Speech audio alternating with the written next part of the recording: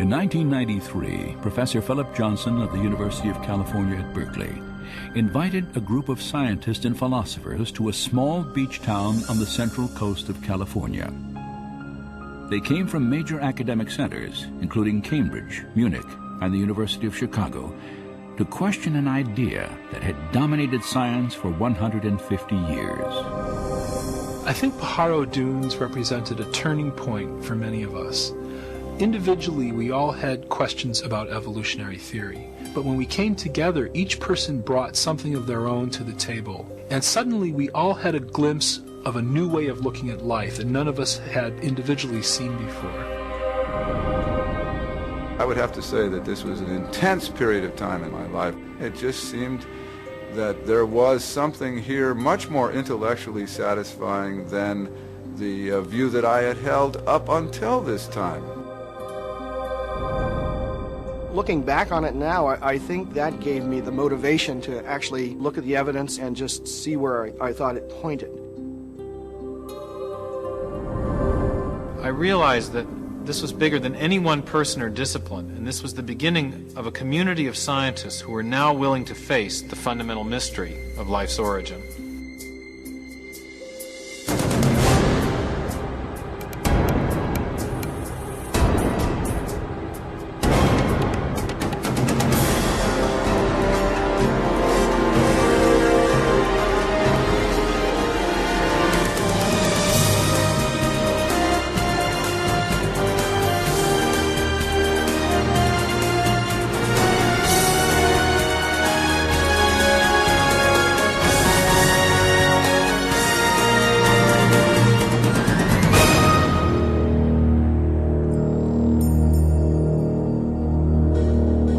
I sometimes wonder why anybody talks about anything else, because this is the most interesting topic there is. Where did we come from? How did we get here? What brought us into existence? What is our relationship to reality as a whole?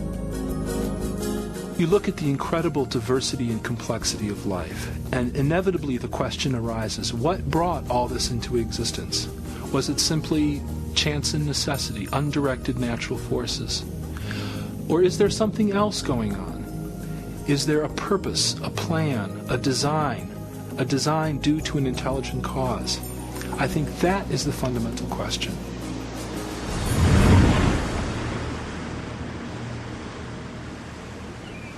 The scientists who came to Pajaro Dunes set out to re-examine the mystery of life's origin, for each had significant doubts about widely held evolutionary ideas.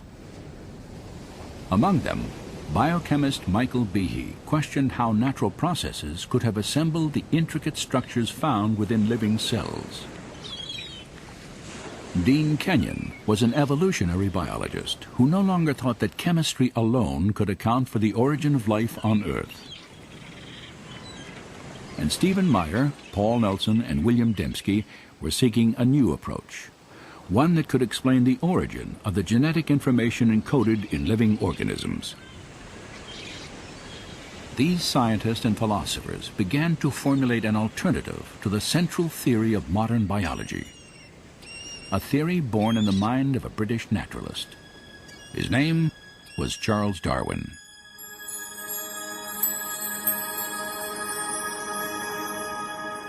In 1831, Darwin, then 22 years old, set sail on a 5-year survey expedition for the British Empire.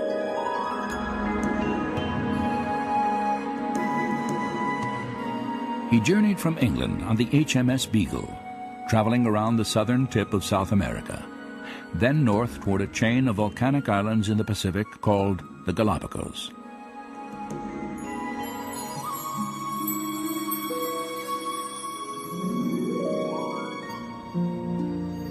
On this desolate archipelago, 600 miles off the western coast of Ecuador, Charles Darwin encountered an extraordinary array of birds, reptiles, and mammals, the likes of which he had never seen before. For more than a month, Darwin studied plant and animal life, took extensive notes, and collected specimens.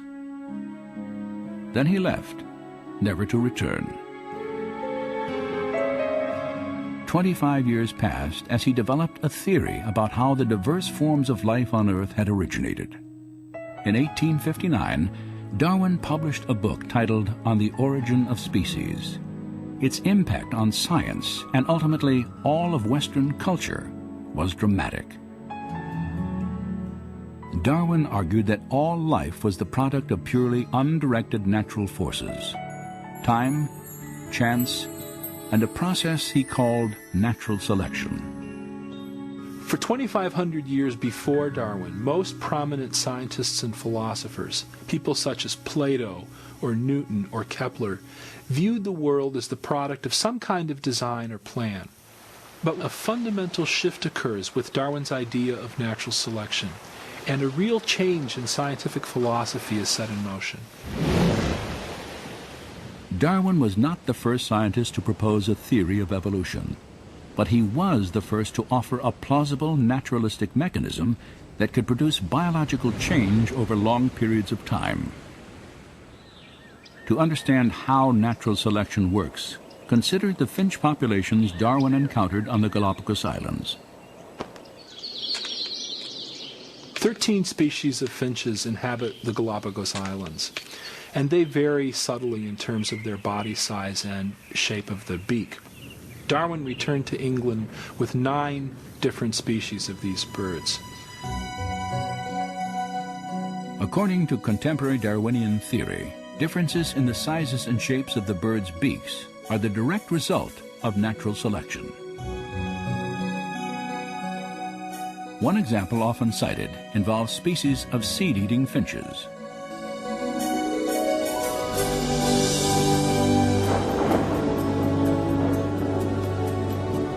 Following seasons of heavy rain, small, soft seeds are plentiful throughout the islands.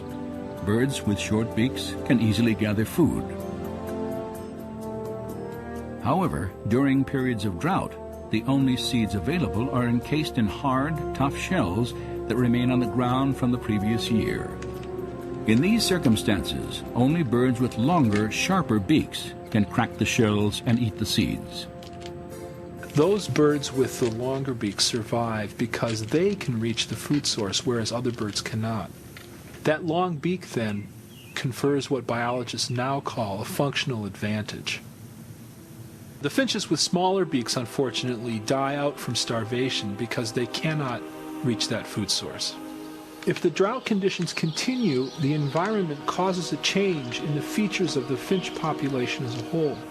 Over time, the long beaks are passed on to succeeding generations because those beaks enable the birds to survive. Natural selection was a powerful idea.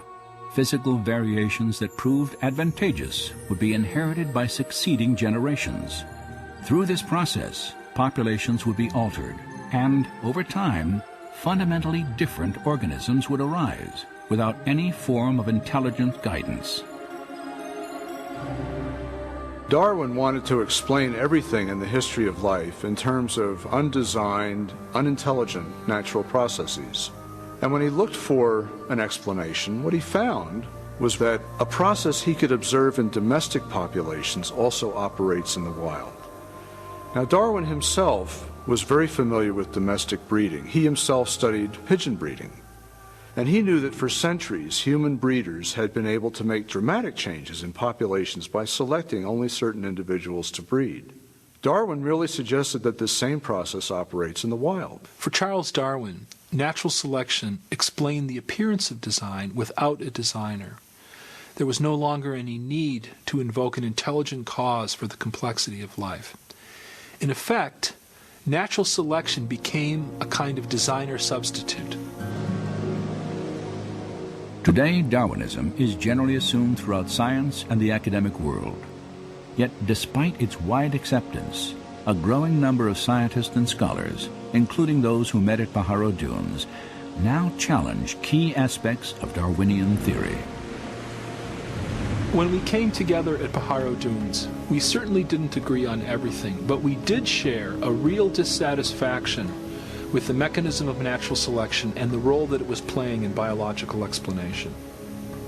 Natural selection is a real process, and it works well for explaining certain limited kinds of variation. small-scale change. We have lots of examples of that, in fact. Where it doesn't work well is explaining what Darwin thought it could, namely the real complexity of life. We have a finch beak, and then you've got the finch itself.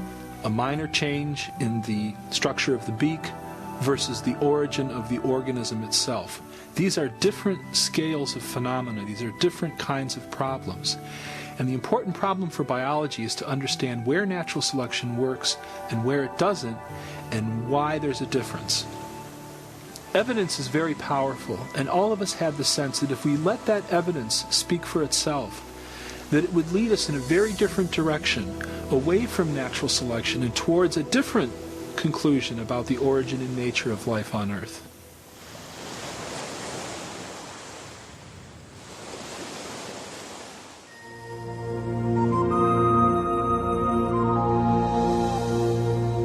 Natural selection acts only by taking advantage of slight successive variations.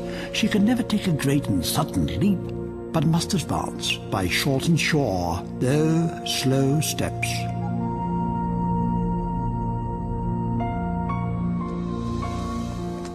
It's really interesting to notice that the more we know about life and the more we know about biology, the more problems Darwinism has and the more design becomes apparent. Since 1988, Dr. Michael Behe has investigated complex biological systems that seem to defy explanation by natural selection. For the longest time, I believed that Darwinian evolution explains what we saw in biology, not because I saw how it could actually explain it, but because I was told that it did explain it. In schools, I was taught Darwinian biology. And through college and graduate school, I was in an atmosphere which just assumed that Darwinian evolution explained biology. And again, I didn't have any reason to doubt it. It wasn't until about 10 years or more ago that I read a book called Evolution, a Theory in Crisis by a geneticist by the name of Michael Denton, an Australian. And he put forward a lot of scientific arguments against Darwinian theory that I had never heard before. And the arguments seemed pretty convincing.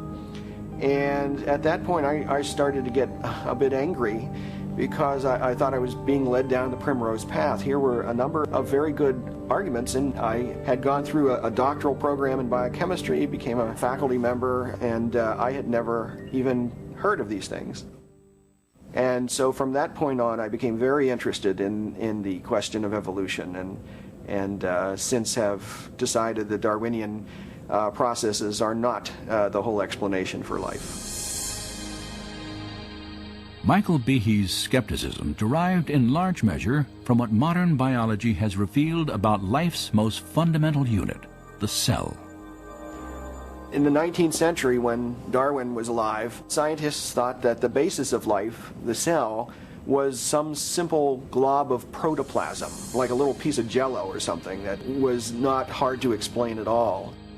This perception didn't really change too much until the early 1950s. But in the last half century, our knowledge of the cell has just exploded.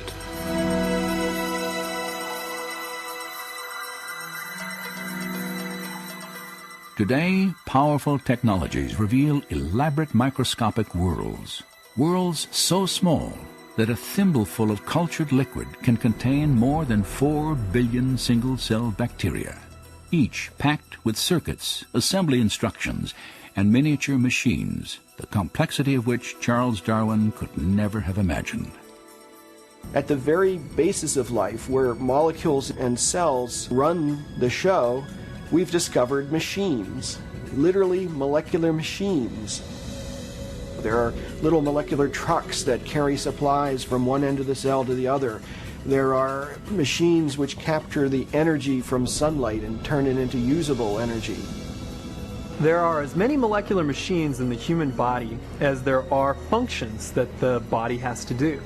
So if you think about hearing, seeing, smelling, tasting, feeling, blood clotting, respiratory action, the immune response, all of those require a host of machines. When we look at these machines, we ask ourselves, where do they come from? And the standard answer, Darwinian evolution, is very inadequate in my view. In speaking on the topic of scientific naturalism and evolution... During the early 1990s, at a series of academic conferences, Behe first shared his doubts about the ability of natural selection to construct complex molecular machines. One machine particularly attracted his attention. I remember the first time I looked in a biochemistry textbook and I saw a drawing of something called a bacterial flagellum with all of its parts in all of its glory. It had a propeller and the hook region and the drive shaft and the motor and so on. I looked at that and I said, that's an outboard motor. That's designed, you know, that's no chance assemblage of parts. Behe's reaction was not surprising. For the molecular motors that drive bacteria through liquid, each depend upon a system of intricately arranged mechanical parts. These parts come into focus when portions of a cell are magnified 50,000 times. Biochemists have used electron micrographs like this one to identify the parts and three-dimensional structure of the flagellar motor.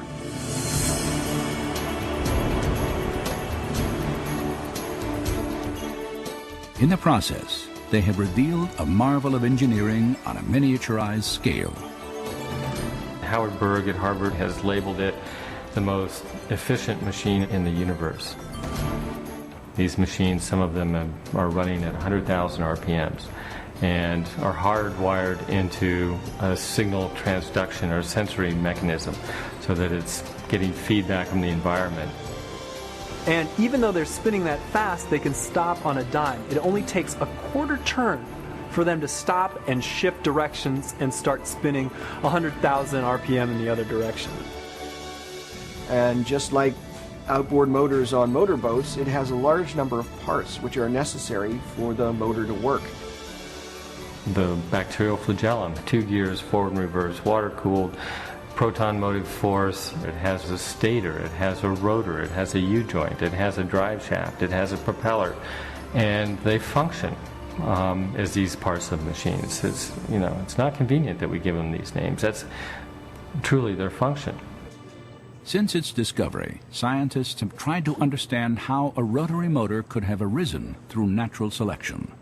As yet, they have failed to offer any detailed Darwinian explanation.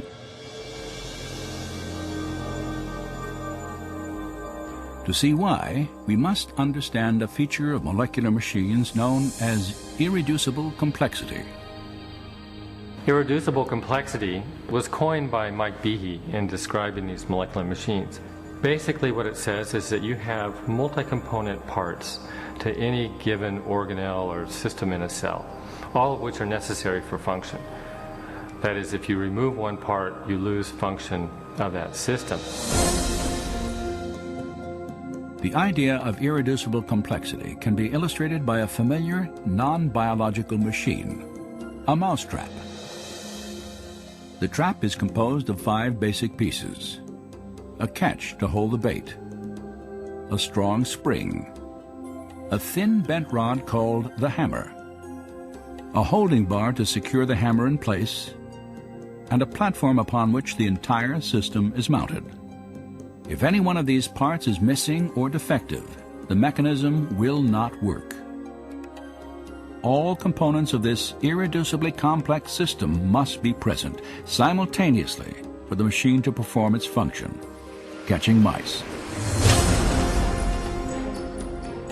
Irreducible complexity also applies to biological machines, including the bacterial flagellar motor.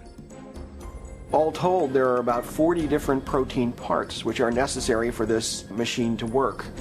And if any of those parts are missing, then either you get a flagellum that doesn't work because it's missing the hook or it's missing the drive shaft or whatever, or it doesn't even get built within the cell.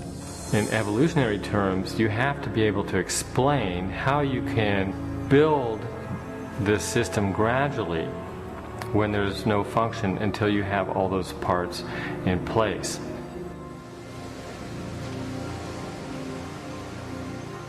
The irreducible complexity of molecular machines poses a severe challenge to the power of natural selection. According to Darwin's theory, even very complex biological structures like an eye, an ear, or a heart can be built gradually over time in small incremental steps. Yet, as Darwin made clear, natural selection can only succeed if these random genetic changes provide some advantage to the evolving organism in its struggle for survival.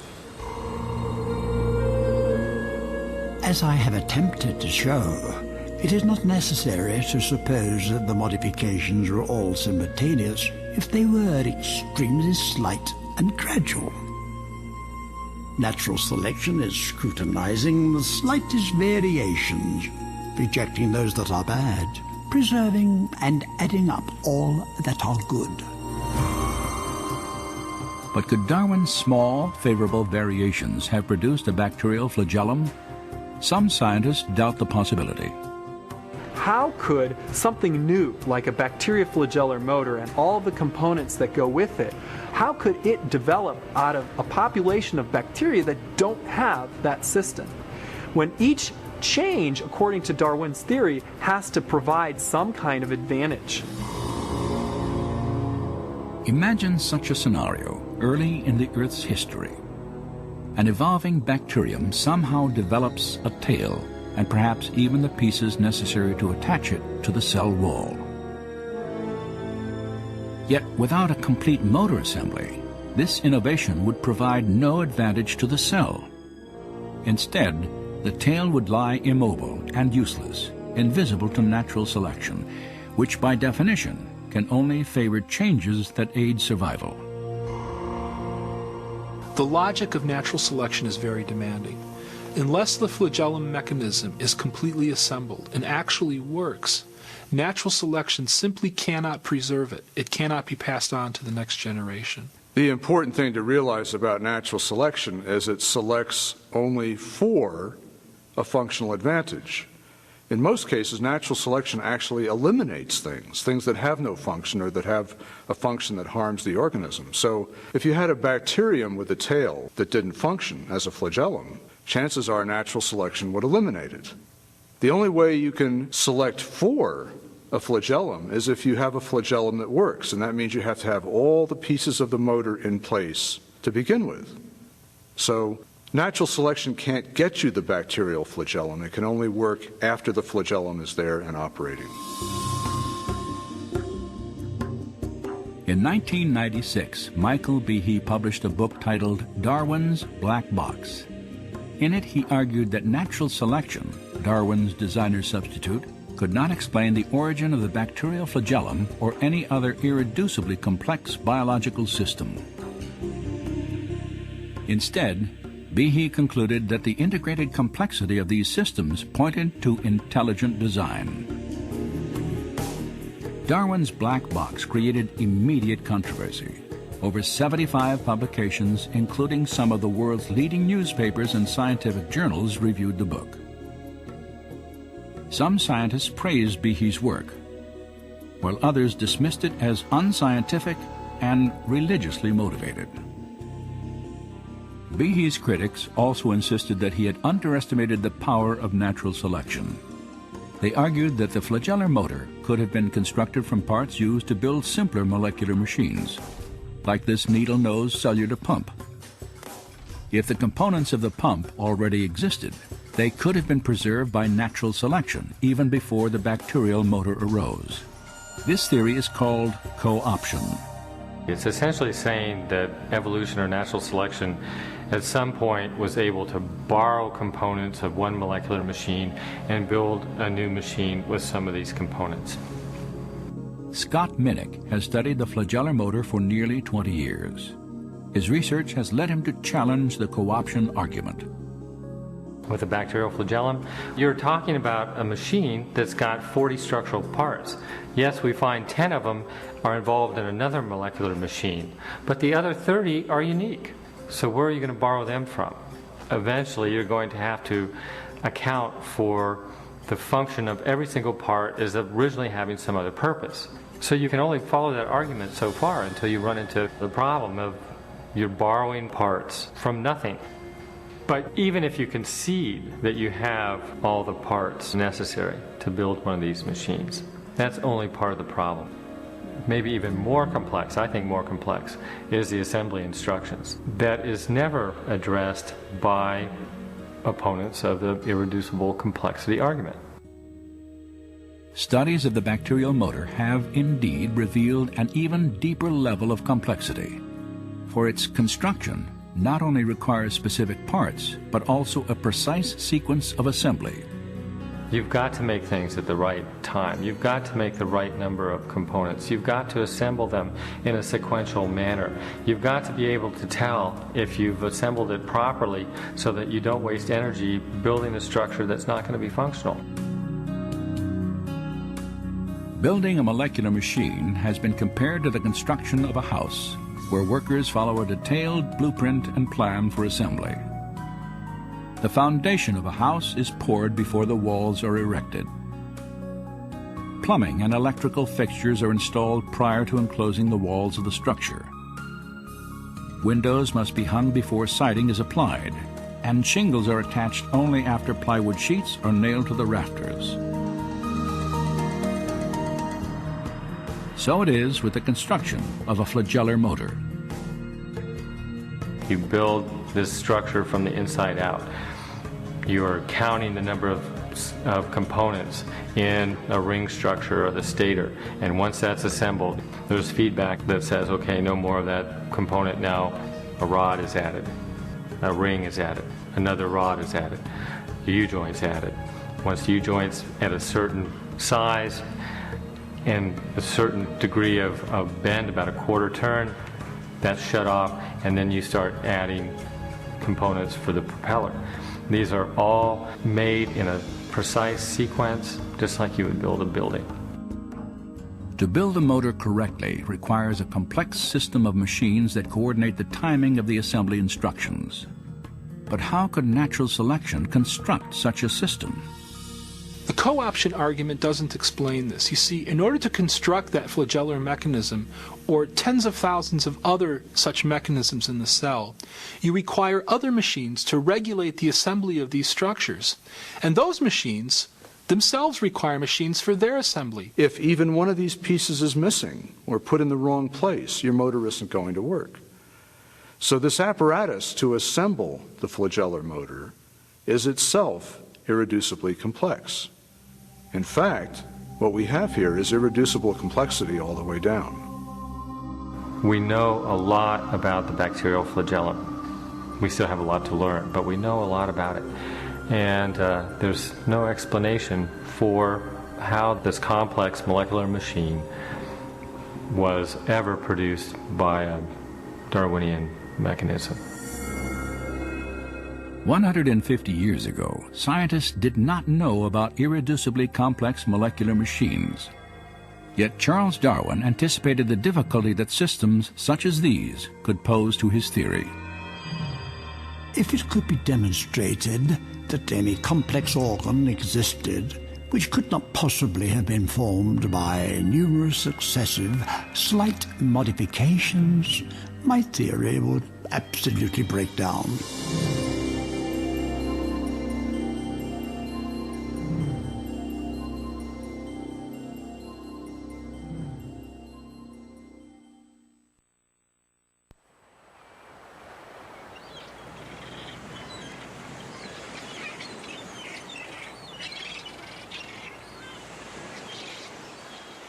There are really two big questions in biology. How do you get new living forms with new structures like wings and eyes from life that already exists? And secondly, how did life originate on Earth in the first place?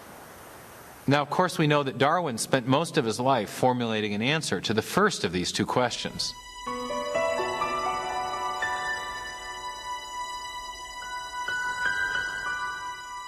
Charles Darwin compared the history of life on Earth to a great branching tree. The base of the tree represented the very first living cell, and the branches were new and more complex life forms that had evolved over time from the first primitive organism. Darwin was trying to explain how the branches on the tree of life originated. He was trying to show how natural selection could have modified existing organisms to produce the great diversity of plant and animal life that fills the earth today. But when it came to the base of the tree, which represented the origin of the first life, the first living cell, Darwin had very little to say. In fact, in The Origin of Species, he didn't even address the question of how life might have originated from non-living matter. The only glimpses we have of Darwin's opinions on the subject appear in a letter he wrote to a colleague named Joseph Hooker.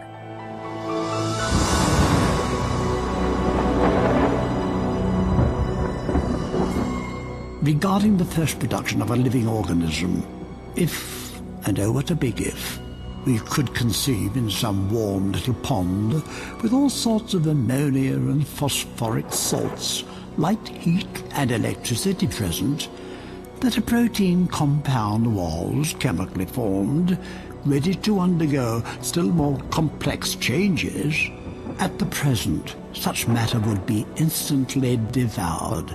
But this may not have been the case before living creatures were formed. During the final years of his life, Darwin did little to develop his idea that a primitive cell might have emerged from simple chemicals in the primordial waters of the early Earth. But later in the 1920s and 30s, a Russian scientist named Alexander Oparin formulated a detailed theory about how this could have happened. It was called chemical evolution. Oparin thought that he could explain the origin of the first life using Darwinian principles.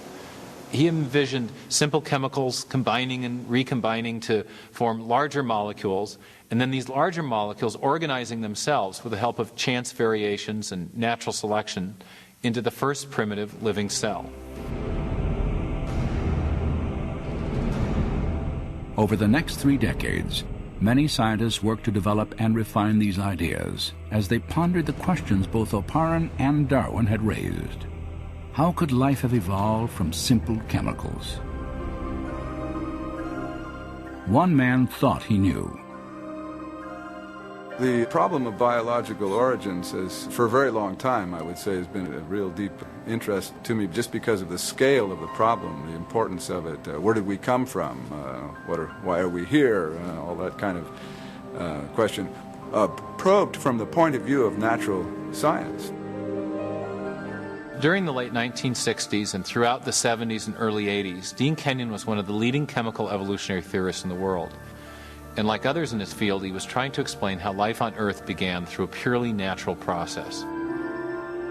In 1969, Kenyon co-authored an important book on the origin of life. Gary Steinman and myself thought that if we were to pull together all of the lines of empirical evidence that had accumulated by the mid to late 60s in one continuous argument, we were very enthusiastic about the possibilities for explaining the origin of the main life-building elements. Despite his optimism, Kenyon faced a significant problem. To explain how life began, he first had to account for the origin of the essential building blocks of every cell that has existed on Earth. Large, complex molecules called proteins. Proteins have a wide range of function in the cell, everything from structural requirements in terms of scaffolding of the cell, the cytoskeleton, to enzymes, where they're actually processing molecules to harvest energy or to build components of the cell. Proteins do pretty much all of the jobs inside of the cell, except for storing genetic information. That's left to the DNA, the RNA. But all the day-to-day jobs, cleaning up the cell, making energy, it's all proteins. Kenyon knew that proteins would have been as important to the first life as they are to living cells today. He also recognized the complexity of their construction. By the 1960s, scientists had determined that even simple cells are made of thousands of different types of proteins. And the function of these molecules derives from their highly complex three-dimensional shapes.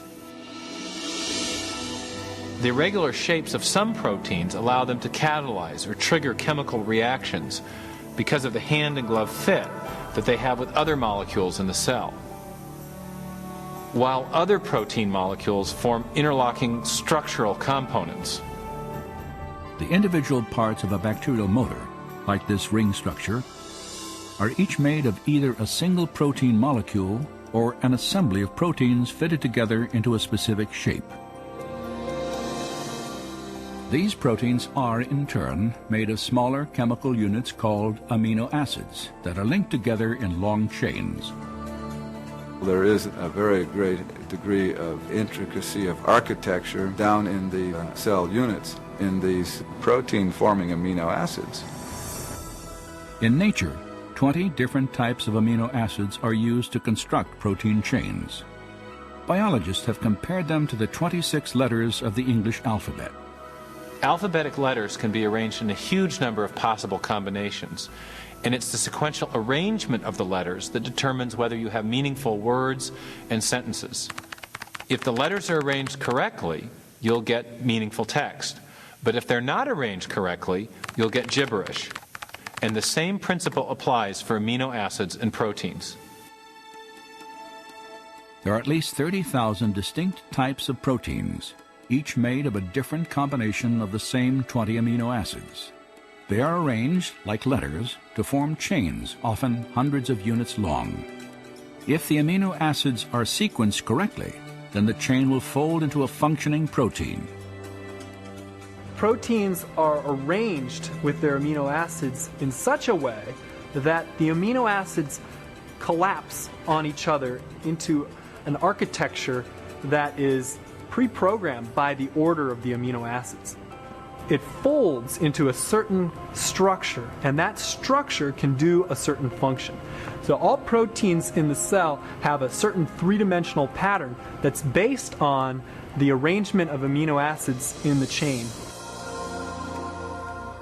This arrangement is critical, for if the amino acids are incorrectly sequenced, a useless chain forms, and instead of folding into a protein, it will be destroyed in the cell.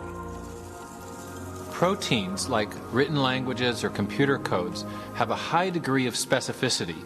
The function of the whole depends upon the precise arrangement of the individual parts. But what produces the precise sequencing of amino acids that gives rise to the specific shapes and functions of proteins? During the 1950s and 60s, discoveries about protein structure forced biologists to confront this mystery. Dean Kenyon believed he could solve it. In his book Biochemical Predestination, Kenyon and his co-author Gary Steinman proposed an intriguing theory.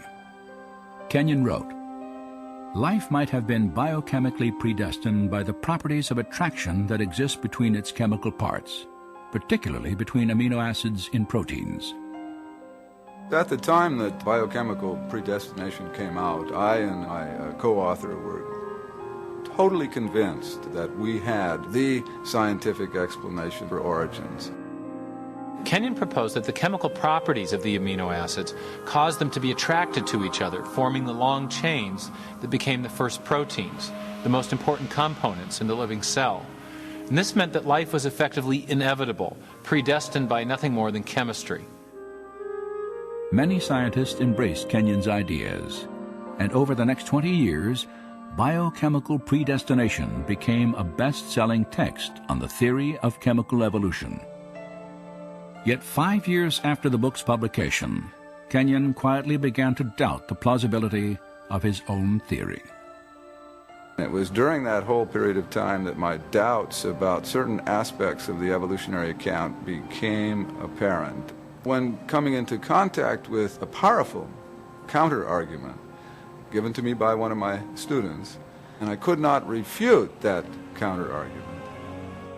Kenyon was challenged to explain how the first proteins could have been assembled without the help of genetic instructions. In living cells today, chains of amino acids are not formed directly by forces of attraction between their parts, the scenario Kenyon envisioned on the early Earth. Instead, another large molecule within the cell stores instructions for sequencing the amino acids in proteins. It is called DNA.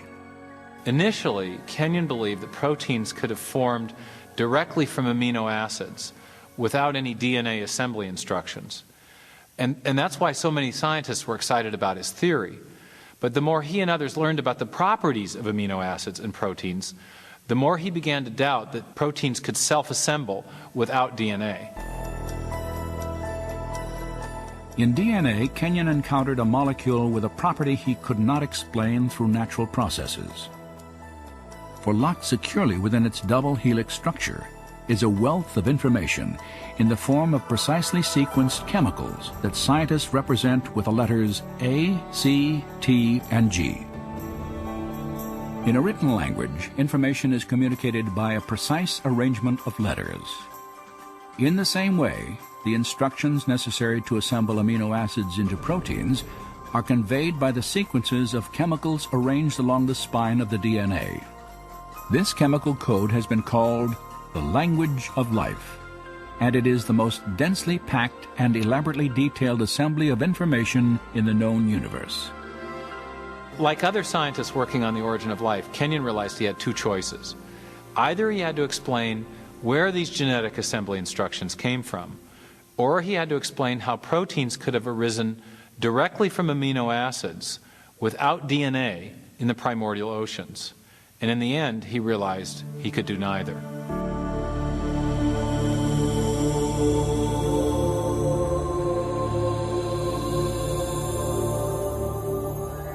It's an enormous problem how you could get together in one tiny submicroscopic volume of the primitive ocean all of the hundreds of different molecular components you would need in order for a self-replicating cycle to be established.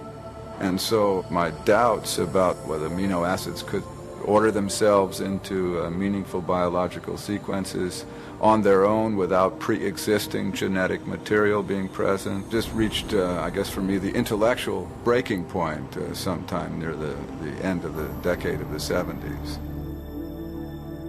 As Kenyon reevaluated his theory, new biochemical discoveries further weakened his conviction that amino acids could have organized themselves into proteins.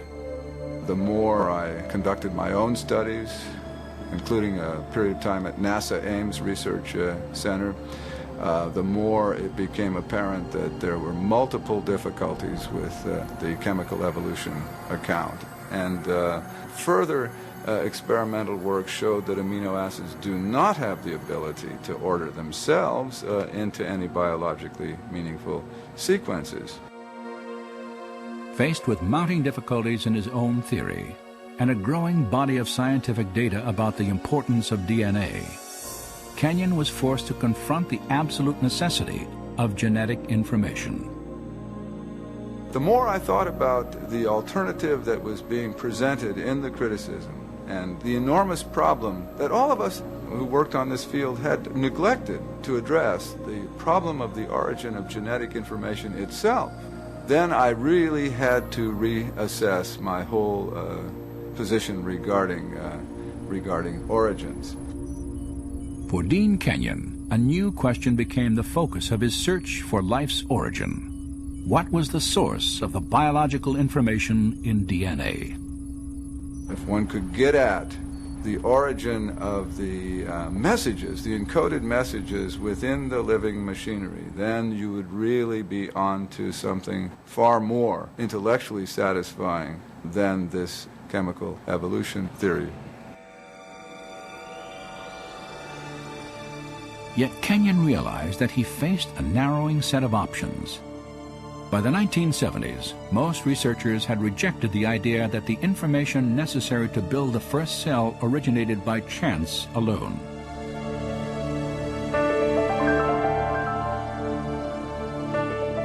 To understand why, consider the difficulty of generating just 2 lines of Shakespeare's play Hamlet by dropping Scrabble letters onto a tabletop. Then considered that the specific genetic instructions required to build the proteins in even the simplest one-celled organism would fill hundreds of pages of printed text. Of course, serious origin of life biologists did not believe that life had arisen by chance alone. Instead, they envisioned natural selection acting on random variations among chemicals to produce the first life. But there was a problem with this proposal. By definition, natural selection could not have functioned before the existence of the first living cell, for it can only act upon organisms capable of replicating themselves, cells equipped with DNA that pass on their genetic changes to future generations. Without DNA, there is no self-replication. But without self-replication, there is no natural selection. So you can't use natural selection to explain the origin of DNA without assuming the existence of the very thing you're trying to explain. Chance, natural selection, and his own theory of self-organization had all failed to explain the origin of genetic information. Now Kenyon saw only one alternative. We have not the slightest chance of a chemical evolutionary origin for even the simplest of cells. So the concept of the intelligent design of life was immensely attractive to me and made a great deal of sense, as it very closely matched the multiple discoveries in molecular biology. In the years since Kenyon's rejection of chemical evolution, science has revealed the details of an entire system of information processing that bears the hallmarks of intelligent design.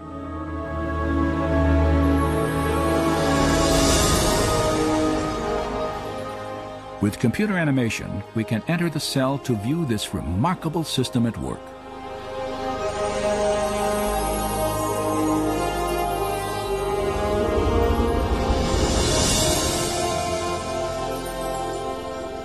After entering the heart of the cell, we see the tightly wound strands of DNA, storehouses for the instructions necessary to build every protein in an organism.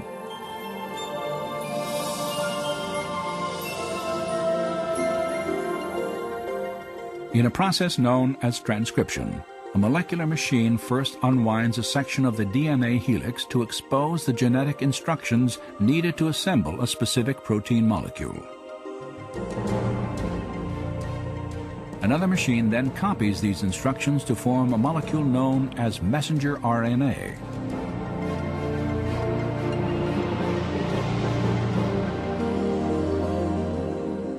When transcription is complete, the slender RNA strand carries the genetic information through the nuclear pore complex, the gatekeeper for traffic in and out of the cell nucleus.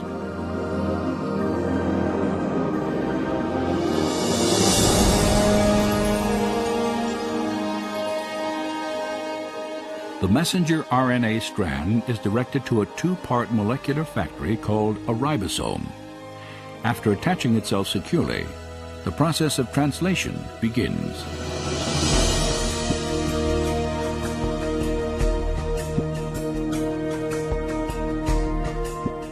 Inside the ribosome, a molecular assembly line builds a specifically sequenced chain of amino acids.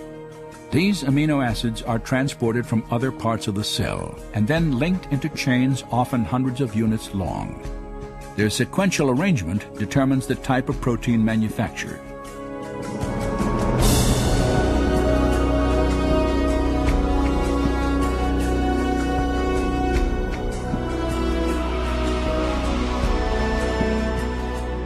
When the chain is finished, it is moved from the ribosome to a barrel-shaped machine that helps fold it into the precise shape critical to its function.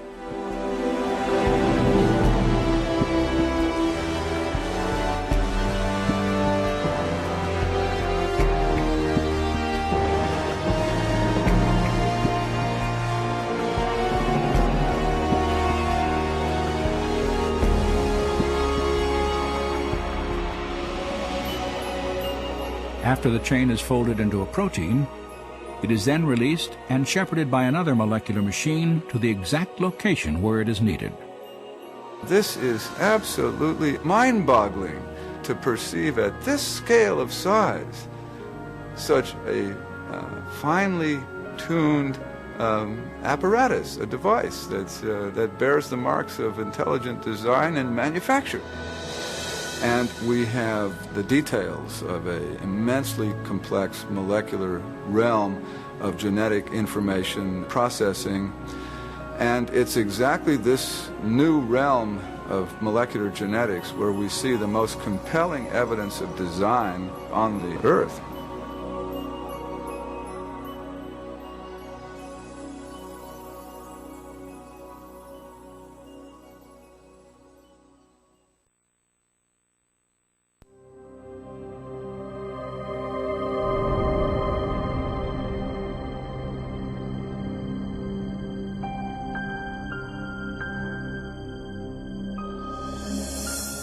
When I look at molecular machines or the incredibly complex process by which cells divide, I want to ask, is it possible that these things had an intelligence behind them, that there was a plan or a purpose to this structure?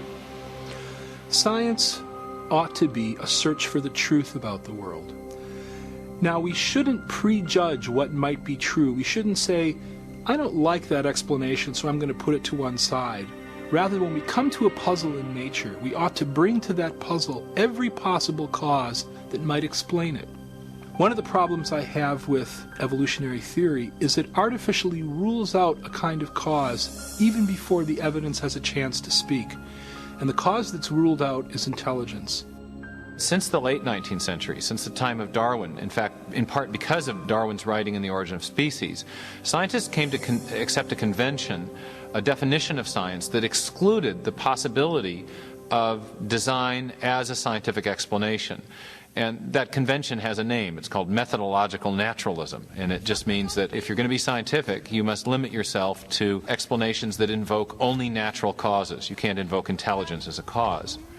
And yet, curiously, we make inferences to intelligence all the time. It's part of our ordinary reasoning to recognize the effects of intelligence. Consider, for example, these hieroglyphic messages carved upon the ruins of Egyptian monuments. No one would attribute the shapes and arrangements of these symbols to natural causes like sandstorms or erosion. Instead, we recognize them as the work of ancient scribes, intelligent human agents. Similar reasoning leads us to conclude that the mysterious stone figures on the shores of Easter Island were not formed by the actions of wind and water over great periods of time. Nor do we presume that plants could grow into these familiar shapes without some manner of intelligent guidance. Of course, we make these inferences all the time, and we know they're correct. But the question is, on what basis do we make these inferences? What are the features that enable us to recognize intelligence?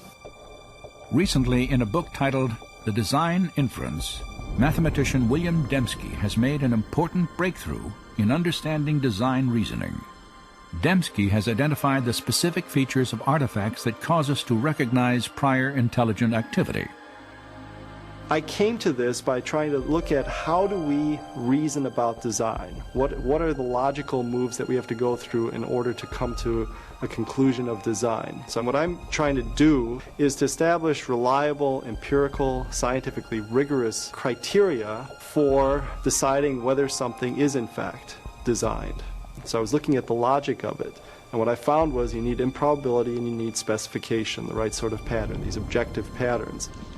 According to Dembski, human beings correctly detect the activity of intelligence whenever they observe a highly improbable object or event that also matches a recognizable pattern. Just such a pattern is found in the Black Hills of South Dakota. If you travel through the West, you'll see lots of different shapes on mountainsides, most of which mean nothing at all. They're just rocks strewn in various patterns. But what you don't see are the faces of Lincoln, Jefferson, Teddy Roosevelt, and George Washington on mountainsides. The only place you see that is in South Dakota. And the reason it's there is because a sculptor, an eccentric sculptor, decided that he wanted to honor these presidents by spending the larger part of his life chiseling their faces in the side of that mountain. That pattern is improbable. A random hillside is also improbable, but a random hillside doesn't specify anything. We do know, though, that there were 4 guys who were presidents of the United States who had particular patterns with their faces, and those patterns on the mountainside in South Dakota match faces elsewhere. If I look up and see the faces, I immediately recognize that they match the faces of the 4 presidents that are known from money or portraits at the National Gallery or paintings and books. And so I realized when I look at Mount Rushmore, we have not only a highly improbable configuration of rock, but one which matches an independently given pattern that reliably indicates intelligence. So we have a small probability, specification, its design.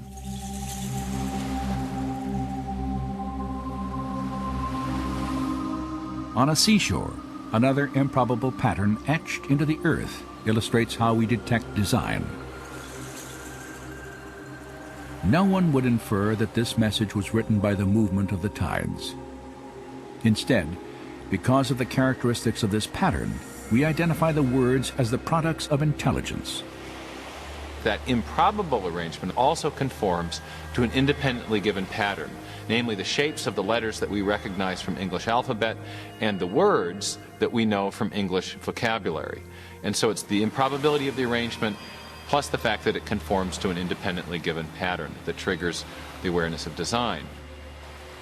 This illustration suggests that William Dembski's criteria for design detection, small probability and specification, are essentially equivalent to information. The type of information present not only in pictures, written texts, and numeric sequences, but also encoded in software and radio signals. The ability to detect information in electromagnetic transmissions has made possible a unique search for intelligence. For more than 3 decades, astronomers involved in SETI, the search for extraterrestrial intelligence, have monitored radio signals from outer space in an attempt to find information-rich patterns. Typically, radio telescopes receive either random noise or simple repetitive signals, produced naturally by stars, galaxies, and other celestial objects. But astronomers recognized that if they ever identified an information-bearing signal, it would confirm the existence of intelligent life beyond the Earth. Some have speculated that an extraterrestrial civilization might have attempted to communicate by transmitting messages in the universal language of mathematics, perhaps through a recognizable pattern, like a series of prime numbers. You're not going to get that by chance. So you need complexity or improbability, lots of prime numbers, and you also need a pattern. And it has to be the right sort of pattern. It's not a pattern that you're imposing. It's a pattern that's there objectively. To date, SETI research has failed to detect any pattern or information that would indicate intelligence in a distant galaxy. But in another universe, much closer to home, scientists have discovered a wealth of information within the nucleus of the living cell. DNA has a structure that is ideal for carrying information. In the A's, T's, C's, and G's, the bases of the double helix of DNA, is the potential for storing a tremendous amount of information. There is, in fact, no entity in the known universe that stores and processes more information more efficiently than the DNA molecule. A full complement of human DNA has 3 billion individual characters. Analysis of the DNA molecule's coding regions show that its chemical characters have a specific arrangement that allows them to convey detailed instructions or information, much like letters in a meaningful sentence or binary digits in a computer code. Bill Gates has said that DNA is like a computer program, only much more complex than any we've been able to devise. And if you reflect on that even for a minute, it's a highly suggestive observation, because we know that Bill Gates does not employ wind and erosion or random number generators to generate his software. Instead, he employs intelligent engineers, software engineers. And so everything we know in our experience suggests that information-rich systems arise from intelligent design. But what do we make of the fact that there is information in life, in every living cell of every living organism? That's the fundamental mystery. Where does that information come from? For the past 15 years, philosopher and scientist Stephen Meyer has worked to answer this question. Meyer has developed an argument to demonstrate that intelligent design provides the best explanation for the origin of information necessary to build the first living cell. information that the DNA molecule holds. It's part of our knowledge base that intelligent agents can produce information-rich systems. So the argument is not based on what we don't know, but it's based on what we do know about the cause and effect structure of the world. We know at present there is no naturalistic explanation, no natural cause that produces information. Not natural selection, not self-organizational processes, not pure chance. But we do know of a cause which is capable of producing information, and that is intelligence. So when people infer design from the presence of information in DNA, they're effectively making what's called in the historical sciences an inference to the best explanation.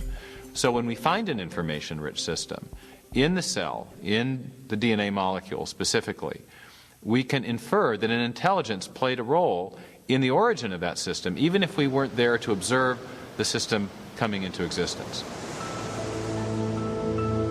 Meyer's work on the origin of genetic information is now part of a comprehensive scientific case for design that grew out of a meeting of scientists and philosophers on the central coast of California in 1993. Their objective was to reassess an idea that had dominated biology for more than a century. In the process, they gave birth to a theory that has become known as intelligent design. To me, the great promise of design is it gives us a new tool and explanation that belongs in the toolkit of science. Intelligent causes are real, they leave evidence of their existence, and a healthy science is a science that seeks the truth and lets the evidence speak for itself. The argument for intelligent design is based on observation of the facts. Now that's my definition of good science. It's observation of the facts. Now when you observe the facts, as Michael Behe has done, what do you observe? You observe this incredible pattern of interrelated complexity. And the way we conclude intelligent design for the bacterial flagellum is the same way we conclude intelligent design for an outboard motor. When we see an outboard motor, we see the way the parts interact and so on. We know somebody made that. The reasoning is the same for biological machines. So the idea of intelligent design is a completely scientific one. Certainly it might have religious implications, but it does not depend on religious premises. When I look at the evidence objectively, without ruling out the possibility of design, design just leaps up as the most likely explanation. And that's why I believe that it's true. I think design is back on the table. You know, we can't explain these systems by natural law. And if we're searching for truth, and they are in fact designed, if we have to be design engineers to understand them, then I say, what's the problem? You know, you go where the data leads you. And the implications, yeah, they have profound metaphysical implications, but so be it. So it's a powerful idea that the universe is rational and comprehensible, underwritten by a supreme intelligence that meant for this world to be understood, is something that underwrites then the program of science, because then you can go out and look at the world and the world will make sense. If it's all just a chaotic assemblage, there's no reason to expect any rationality out there. But if it in fact is the product of a mind, then you can go out and science becomes this enormous, wonderful puzzle-solving project in which you can expect to find rationality and beauty and comprehensibility right at the foundation of things. 150 years ago, Charles Darwin transformed science with his theory of natural selection. Today, that theory faces a formidable challenge.